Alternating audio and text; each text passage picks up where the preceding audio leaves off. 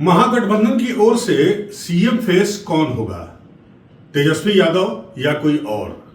आखिर बृहस्पतिवार को जिस दिन महागठबंधन की बैठक आरजेडी कार्यालय पटना में हुई, उस दिन सीएम फेस डिक्लेयर क्यों नहीं किया गया तेजस्वी यादव को? ये बहुत सारे सवाल लोगों के मन में जूझ रहे हैं। नमस्कार, मैं हूं अनूप श्रीवास्तव और आप देख रहे हैं न्यूज नशा। दोस्तों, आज हम इसी बात पर चर्चा करेंगे कि महागठबंधन की बैठक में आखिरकार तेजस्वी यादव को सीएम का फेस डिक्लेयर क्यों नहीं किया गया। क्या इसके पीछे कांग्रेस का कोई दबाव है या कांग्रेस की कोई रणनीति है? क्या महागठबंधन में सीएम के फेस को लेकर कोई पेच फंसा हुआ है? जाहिर है ऐसा कुछ दिखाई और सुनाई जरूर पड़ रहा है। आपको बता दें कि महागठबंधन के चुनावी बैठक गुरुवार को पटना के आरजेडी कार्यालय में हुई और इस बैठक के पहले ये उम्मीद लगाई जा रही थी कि इस बैठक में तेजस्वी यादव को महागठबंधन का सीएम फेस डिक्लेयर कर दिया जाएगा। गौरतलब है कि इस गठबंधन की बैठक के पहले दिल्ली में कांग्रेस के नेताओं के साथ मल्लिकार्जुन खड़गे और राहुल गांधी के साथ तेजस्वी यादव की बैठक हुई थी। उस बैठक में क्या बातें हुई ये तो नहीं पता चल पाया, लेकिन इतना जरूर जो सूत्र है उनके मुताबिक ये पता चला कि इस बैठक में सीट शेयरिंग पर चर्चा हुई। आपको बताना चाहूंगा कि पिछला जो चुनाव हुआ था 2020 का, उसमें आरजेडी 144 सीटों पर चुनाव लड़ी थी और उसने 75 सीटें जीती थी और वो सबसे बड़ी पार्टी बनकर उभरी थी, जबकि कांग्रेस 70 सीटों पर चुनाव लड़ी थी और उसे महज 19 सीटें मिली थी।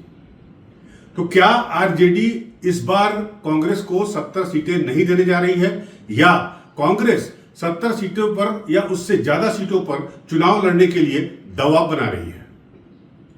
निश्चित रूप से कोई न कोई पेच तो फंसा हुआ है, जिसकी वजह से तेजस्वी यादव को इस बैठक में सीएम फेस नहीं चुना गया या डिक्लेयर नहीं किया गया। अब अगली बैठक कांग्रेस के दफ्तर में 24 अप्रैल को होगी। क्या उस बैठक में तेजस्वी यादव को डिक्लेयर किया जाएगा सीएम फेस? यह भी एक बड़ा सवाल है। लेकिन अब सबकी निगाहें कांग्रेस पर लगी हुई हैं। क्या कांग्रेस आरजेडी से अलग होकर चुनाव लड़ने का जोखिम मोल ले सकती है? आपको बता दें कि 2010 का जब चुनाव हुआ था और नीतीश कुमार जब दोबारा प्रचंड बहुमत से सत्ता में आए थे बिहार की राजनीति में और मुख्यमंत्री पद की शपथ ली थी, उस वक्त आरजेडी और कांग्रेस इन दोनों ने अलग अलग चुनाव लड़ा था और उस वक्त आरजेडी को महज 22 सीटें मिली थी और कांग्रेस को केवल 4 सीटें मिली थी। उसके बाद से दोनों एक दूसरे के साथ मिलकर चुनाव लड़ रहे हैं। पिछले चुनाव में आरजेडी ने इनको यानी कांग्रेस को 70 सीटें दी थी और 70 सीटों में कांग्रेस महज 19 सीटों पर ही परफॉर्म कर पाई और मतलब विजयी हुई और उसका स्ट्राइक रेट महज 26-27% था। जाहिर सी बात है कि आरजेडी इस बार कांग्रेस को 70 सीटें देने में 10 बार सोचेगी।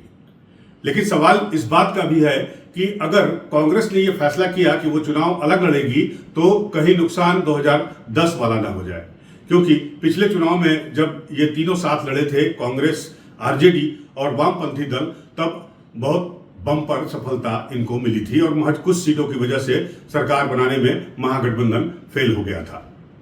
जाहिर सी बात है आरजेडी इस बार ये जोखिम मोल लेने से कतराएगी, लेकिन साथ ही साथ उसे इस बात का भी खतरा है कि अगर वो 70 सीटें कांग्रेस को देती है तो उसे बड़ा नुकसान झेलना पड़ सकता है। लिहाजा आरजेडी पेशोपेश में है कि क्या किया जाए और कांग्रेस इसी बात का फायदा उठाकर उस पर दबाव बना रही है कि जो सीएम फेस है उसको चुनाव के बाद डिक्लेयर किया जाए। कांग्रेस बिहार में बहुत तेजी से काम कर रही है। आपको पता है कि पिछले 4 महीनों में राहुल गांधी 3 बार बिहार का दौरा कर चुके हैं और साथ ही साथ बिहार के प्रदेश अध्यक्ष और बिहार के प्रभारी दोनों में बदलाव भी किया जा चुका है कांग्रेस आलाकमान के द्वारा। जी हां, राजेश राम को नया प्रदेश अध्यक्ष चुना गया है और साथ ही साथ कृष्णा अल्लावर्रू को बिहार का प्रभारी बनाया गया है, जो राहुल गांधी के करीबी माने जाते हैं। साथ ही साथ अखिलेश सिंह की विदाई कर दी गई। ये वही अखिलेश सिंह हैं जिन्होंने 2020 में आरजेडी से 70 सीटें झटकने में सफलता पाई थी। लेकिन साथ ही साथ कांग्रेस के कुछ नेताओं का यह भी कहना है कि उन 70 सीटों में करीब 25-30 सीटें ऐसी थी जिस पर आरजेडी भी बड़ी मुश्किल से जीत पाती है या कभी जीत नहीं पाई है, जिसकी वजह से कांग्रेस को महज 70 सीटों में 19 सीटों पर सफलता मिली थी। इस बार कांग्रेस ये चाह रही है कि उसकी मनपसंद सीटें जो है वो आरजेडी उसको दे और वो सीटें उनकी संख्या 70 से कम ना हो। तो क्या इस बार कांग्रेस इसके लिए तैयार होगी, ये देखने वाली बात होगी, क्योंकि इस बार जो कांग्रेस के प्रभारी है या कांग्रेस का प्रदेश अध्यक्ष है वो आरजेडी के नजदीकी नहीं है। अखिलेश सिंह को जो है लालू प्रसाद यादव का नजदीकी माना जाता था।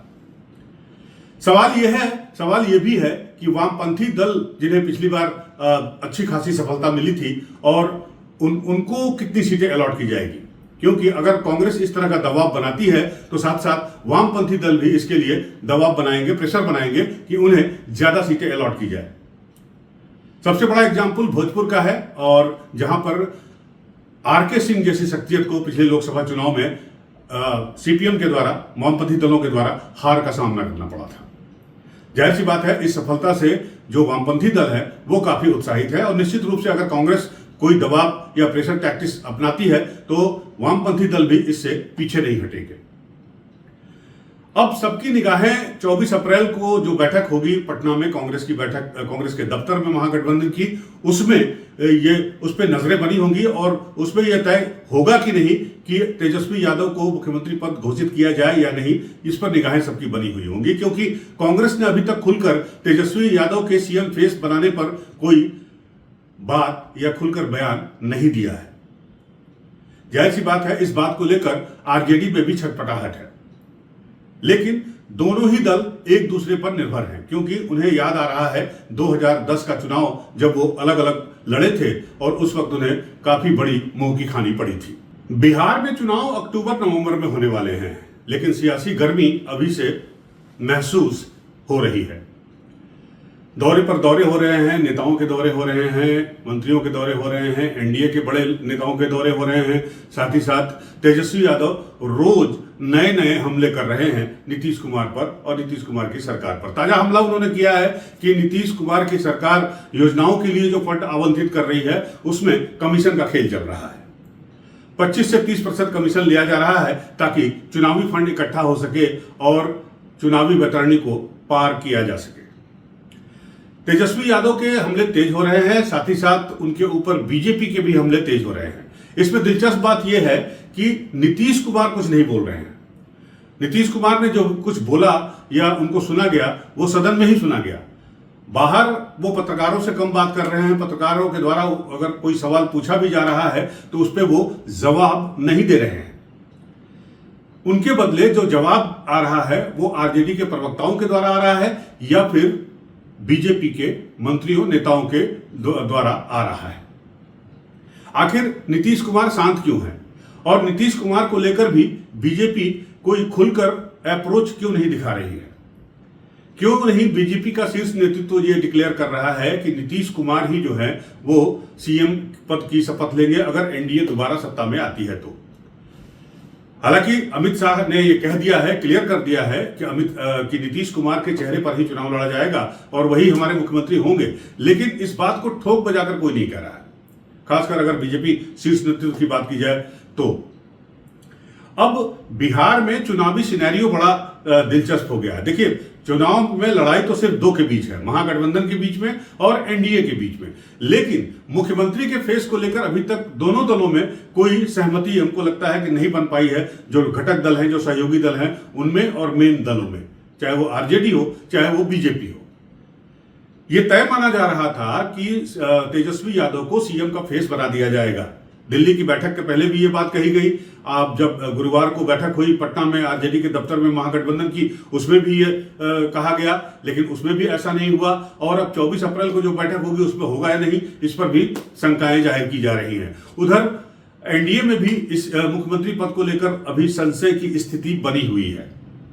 हालांकि चुनाव जो है वो नीतीश कुमार के नेतृत्व में ही लड़ा जाएगा, लेकिन इस बात की गारंटी अभी तक किसी ने नहीं दी है कि अगर चुनाव जीत गए तो नीतीश कुमार ही मुख्यमंत्री पद की शपथ लेंगे। साथ ही साथ उनके स्वास्थ्य को लेकर जिस तरह से तेजस्वी यादव हमले बोल रहे हैं, उससे भी इन शंकाओं को बल मिल रहा है।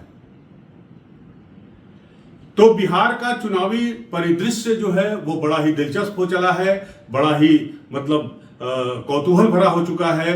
अब तेजस्वी यादव सोलो नेता हैं या नहीं हैं, बनेंगे या नहीं बनेंगे, ये पूरा डिपेंड करता है कांग्रेस के रुख पर और सीट बार्गेनिंग पर। निश्चित रूप से आरजेडी और कांग्रेस के बीच जो सीटों की बार्गेनिंग इस बार होगी वो दिलचस्प होगी, और ये देखना बड़ा दिलचस्प होगा कि कांग्रेस कितनी सीटें हथियाने में सफल हो पाती है, साथ ही साथ वो सीटें जो उसे पसंद है, जहां पर उसे लगता है कि उसकी स्थिति मजबूत है। उधर आरजेडी भी ऐसा कुछ करना नहीं चाहेगी कि जिससे वो गठबंधन की ताकत जो है वो बिहार में कमजोर हो सके, क्योंकि आप अगर देखिए कि कांग्रेस अगर चुनाव मिलकर नहीं लड़ती है तो दिल्ली में आम आदमी पार्टी के साथ उसका समझौता था, लेकिन दिल्ली में दोनों ने चुनाव अलग अलग लड़ा और नतीजा क्या हुआ कि कांग्रेस को एक भी सीट नहीं मिली और आम आदमी पार्टी सत्ता से बाहर हो गई। इसी तरह उत्तर प्रदेश के उपचुनाव में भी 10 सीटों को लेकर पेच फंस गया कांग्रेस और समाजवादी पार्टी के बीच में, और अंत में कांग्रेस ने आज ही जाकर कह दिया कि वो चुनाव नहीं लड़ेंगे। ऊपर उन्होंने कहा कि वो समाजवादी पार्टी की मदद करेंगे, लेकिन ऐसा कुछ नहीं हो पाया और समाजवादी पार्टी ने चुनाव अकेले लड़ा और उसे महज 3 सीटें मिली। तो कमोबेश यही सूरत हाल बिहार में भी दिखाई दे रहा है, लेकिन उम्मीद ये की जा रही है कि आने वाले दिनों में कोई न कोई सॉल्यूशन निकल जाएगा और अल्टीमेटली तेजस्वी यादव को सीएम फेस डिक्लेयर कर दिया जाएगा। अब देखने वाली बात यह होगी कि ये कब तक होता है।